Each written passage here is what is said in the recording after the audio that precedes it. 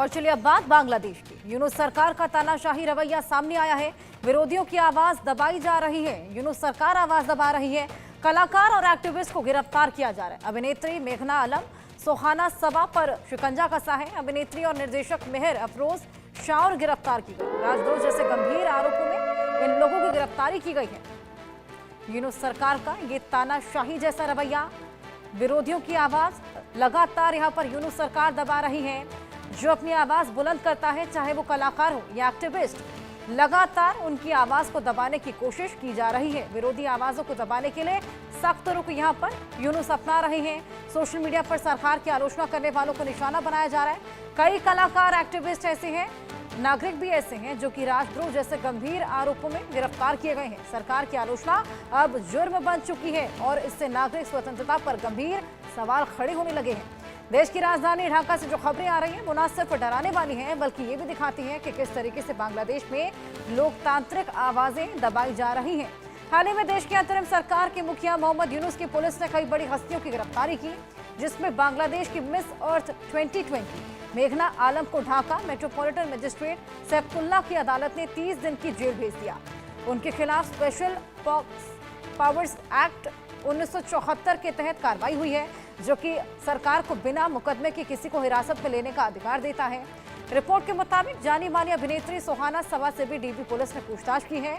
वहीं अभिनेत्री निदेशक मेहर अफरोज शाउन को देशद्रोह के आरोप में गिरफ्तार कर लिया गया है। लगातार इस तरीके से जो भी अपनी आवाज बुलंद कर रहा है, लगातार उनकी आवाज को दबाया जा रहा है। यूनुस सरकार है या फिर तालिबान राज, ये समझना मुश्किल हो गया है। बांग्लादेश में सरकार की आलोचना करना अब जुर्म है।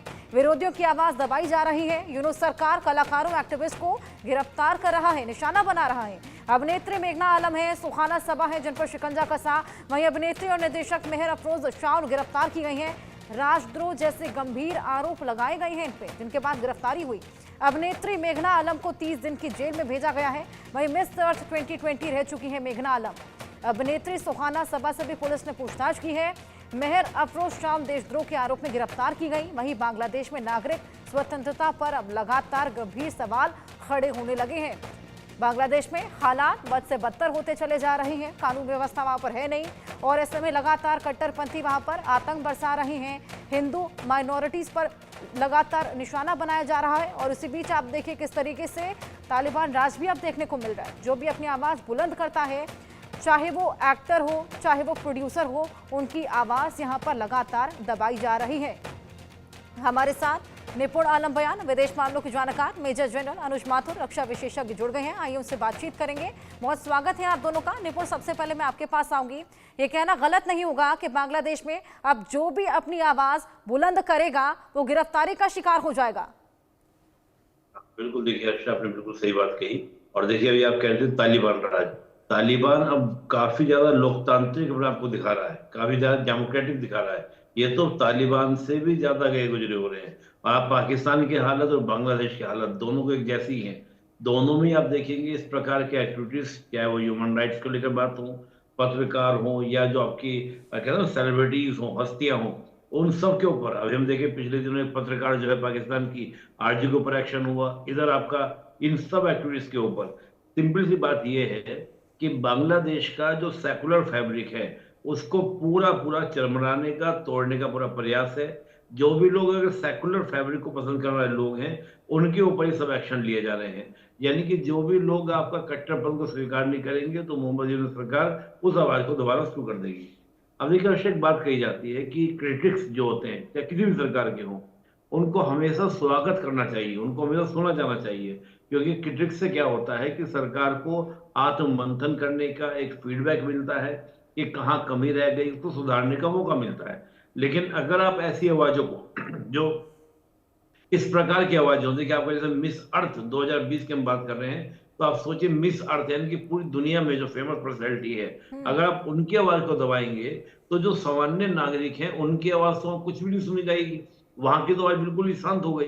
तो ऐसे में क्या होता है कि आपका एक अंडर प्रेशर क्रिएट होता है जो बड़ी से बड़ी सरकार को गिरा देता है। मैं कहता हूं कि क्रिटिक्स को हमेशा सुनने का मौका देना चाहिए, सुना जाना चाहिए। इससे क्या होता है कि आपके अंदर रिफॉर्म्स की गुंजाइश बनी रहती है। नहीं तो क्या होता है, वो इतना ज्यादा प्रेशर कुकर बन जाता है। वो प्रेशर कुकर क्या करेगा, आपको कहीं ना कहीं आपको सेफ्टी वॉल्व आपने हटा दिया, वो फट जाएगा। लेकिन ब्रिटिश ने भी इसी बात को सोचकर 1885 में जो कांग्रेस की स्थापना की थी, यही बात सोचकर की थी कि हम थोड़ा बहुत क्रिटिक सुनते रहेंगे, उसके अकॉर्डिंग अपनी पॉलिसीज बनाते रहेंगे, जिससे भारत में 1857 जैसा विद्रोह नहीं होगा। लेकिन ये जो आज बांग्लादेश कर रहा है, निश्चित रूप से इस इंटरिम गवर्नमेंट के लिए बहुत ज्यादा क्या हानिकारक होने वाला है, बहुत नुकसानदायक होने वाला है। अब ऐसा तो है नहीं कि इनके कुछ समर्थक नहीं होंगे, फॉलोअर्स नहीं होंगे। और देखो बिल्कुल। होता क्या है कि जब एक बार जिद हो जाती है कि तुमने हमारे नेता को, हमारे जिसको हम लोग काफी लाइक करते हैं, जो हमारा सेलिब्रिटी है, आप उसको अरेस्ट करो तो हमको भी करो, उस तरह के मूवमेंट का इन्वायरमेंट बनता है। तो कहीं ना कहीं मैं मानता हूं कि ये भारत के लिए भी है, हमको भी, जो कई बार हमारे यहाँ से कहा भी गया है कि इस मुद्दे को हमको अंतर्राष्ट्रीय जो डायस है, यानी कि इंटरनेशनल जो डायस है, उन पर उठाना चाहिए, ह्यूमन राइट्स की बात करनी चाहिए। क्योंकि आज हम देखते हैं कि दुनिया के जितने लंबरदार बनते हैं, ठेकेदार बनते हैं मानवाधिकारों के, श्रीलंका में कुछ हो जाए, भारत में कोई बात हो जाए, तो सब ह्यूमन राइट्स के झंडे लेके खड़े हो जाते हैं। आज क्यों सब चुप बैठे हैं? तो ऐसे में मानता हूँ कहीं ना कहीं भारत सरकार की, हम भारतीयों की, और ये आपके चैनल की बहुत अच्छी बात है ऋषभ जी, आपने लोगों ने मुद्दा उठाया और इस तरह बिल्कुल। से आज लगातार आप आवाज उठा रहे हैं। तो ये जो चीजें हैं, यही क्या करेंगे, इस तरह की चीजों को क्या करेंगे, कहीं ना कहीं नियंत्रण करेंगे, कंट्रोल करेंगे। बिल्कुल निपुण जी जी, ऋषभ। बेहद अच्छा पॉइंट आपने भी रेज किया। अनुज माथुर जी, आपके पास में आऊंगी। हमने देखा जिस तरीके के हालात अभी बांग्लादेश में बने हुए हैं, ऐसे में मामले दर्ज करने में, केसेस ठोकने में तो बेहद एक्टिवनेस यहाँ पर नजर आ रही है। कानून व्यवस्था दुरुस्त करने में और चुनाव कराने में कोई एक्टिवनेस है ही नहीं। यूनुस की मंशा क्या है आखिर? हर्षा, देखिए, सबसे पहले तो अगर आप मुझे इजाजत दें तो मैं आपको और आपके दर्शकों को हनुमान जन्मोत्सव की हार्दिक बिल्कुल, शुभकामनाएं देना चाहता हूं। आपको भी ढेर सारी दूसरी शुभकामनाएं। बात, थैंक यू। और दूसरी बात मैं जो बता रहा हूं, देखिए क्या होता है कि बांग्लादेश में, मैंने 2 दिन पहले आपके चैनल पर ये वर्ड इस्तेमाल किया था, तालिबानाइजेशन ऑफ बांग्लादेश हो रहा है और काफी हद तक हो चुका है। अब उसकी 2 साफ वजह हैं। पहली वजह तो ये है कि मोहम्मद यूनुस को ये पता है कि अगर इलेक्शन हुए या डेमोक्रेटिक प्रोसेस को दोबारा शुरू किया गया तो वो कहीं के नहीं रहेंगे, बिल्कुल निश्चित रूप से उनको मालूम है। इसलिए वो चाहते हैं कि हर उस आवाज को जिसकी पहुंच है, इनको क्यों पकड़ा और किसी को क्योंकि इस आवाज की बहुत दूर तक पहुंच है। मेघना आलम के फॉलोअर्स पूरी दुनिया में हैं। जो उनकी फिल्म इंडस्ट्री के लोग हैं, उनके फॉलोअर्स दुनिया में हैं, और जो बात ये कहेंगे वो बात बहुत दूर तक जाएगी, पहली बात।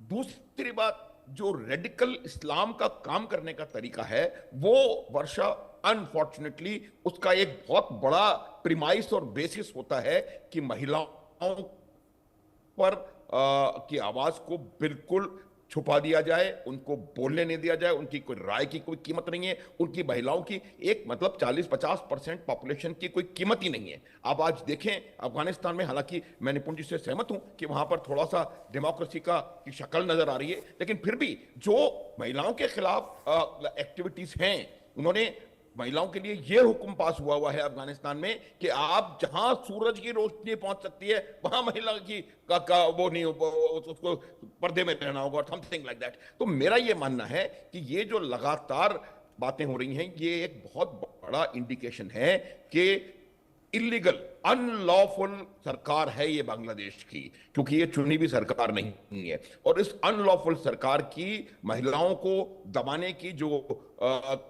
की आवाज को दबाने का काम हो रहा है, वो रेडिकल इस्लामाइजेशन हो रहा है।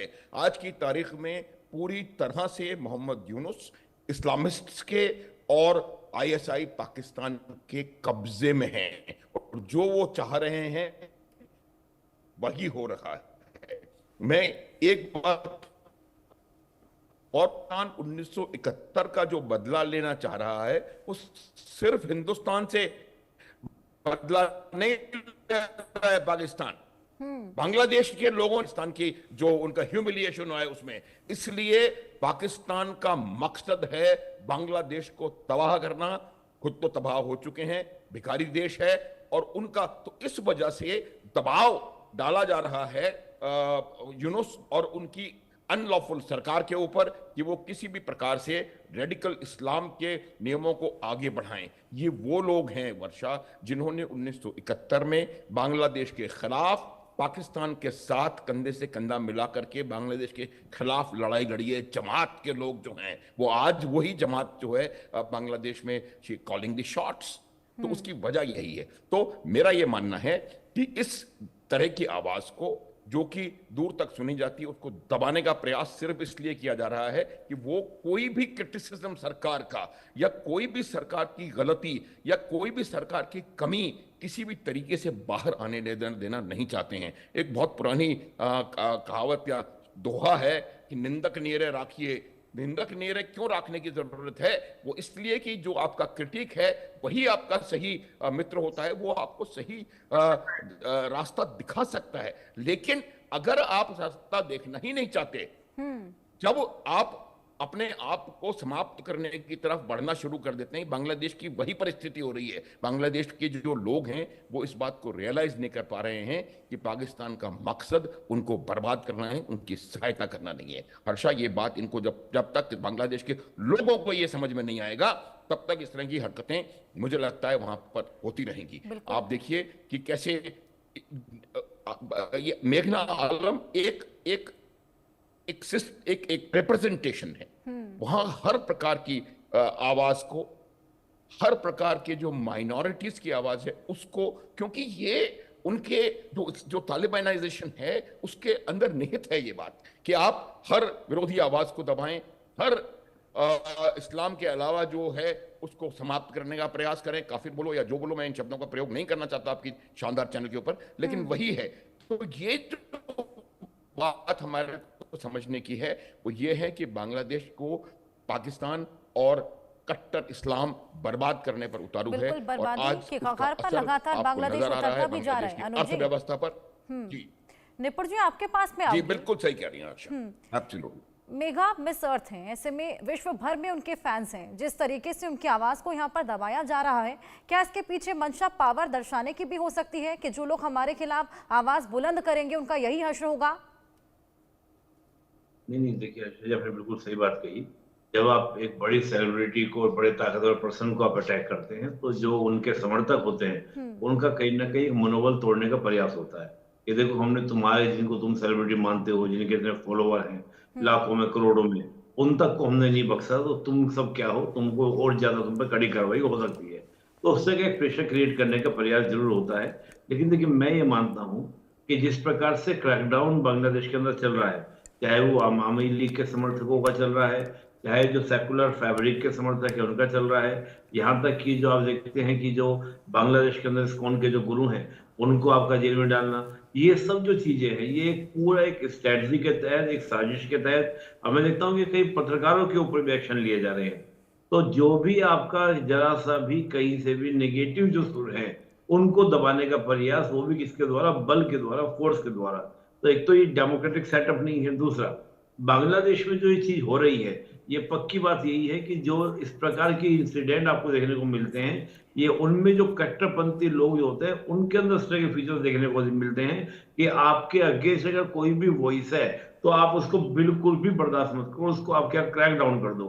रीजन, क्योंकि इनके जो समर्थक है वो इसी तरह की विचारधारा के समर्थक होते हैं। लेकिन होता क्या है कि जब आप किसी को भी इस प्रकार से क्रैकडाउन करेंगे तो ये आपको क्या, जैसे मैंने कहा कि कुकर आपका बनता है और वो फटता है, उसे समय नहीं लगता। रीजन ये भी है कि बांग्लादेश जो है वो आपका पूरा साउथ एशिया का कंट्री है, 3 ओर से बाहर से घिरा हुआ कंट्री है।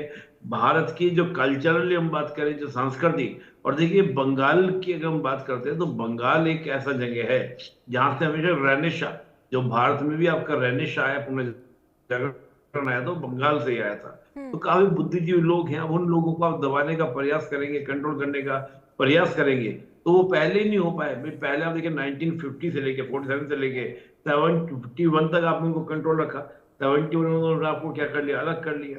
तो आज जो यूनुस कर रहे हैं या इनके साथ में जो इनके समर्थक कर रहे हैं वो निश्चित रूप से बांग्लादेश के लिए, और मैं एक बात से बड़ा सहमत हूँ, माथुर साहब कह रहे थे कि पाकिस्तान का ये समझ ही रहे हैं बांग्लादेश के मोहम्मद यूनुस, ये जो बांग्लादेश के कट्टरपंथी, ये पाकिस्तान 1971 का बदला ले रहा है कि तुम अलग कैसे हो गए।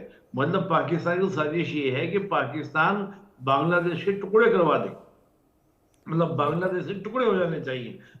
ये हमसे अलग कैसे हो गया था? तो एक बहुत बड़ी साजिश का हिस्सा है। और कुल मिला के अभी देखने को बहुत मिलेगा, जब तक कोई बड़ा वहां पर क्या आंदोलन शुरू नहीं होता और मोहम्मद बिल्कुल यूनुस को निपुण, वहां यहाँ सरकार पाकिस्तान की बैठाया नहीं मंशा जाता। कुछ ऐसी ही है, हम तो डूबेंगे सनम, तुम्हें भी ले डूबेंगे। खैर, यहाँ पर अभी फिलहाल एक ही सॉल्यूशन है, वो है चुनावों का, और वो अभी होते हुए नजर आ नहीं रहे। अब देखना होगा कि स्थिति बेहतर होती है या बद से बदतर होती चली जाती है। बहुत शुक्रिया आप दोनों का हमारे साथ जुड़ने के लिए, अपने अपने इनसाइट्स शेयर करने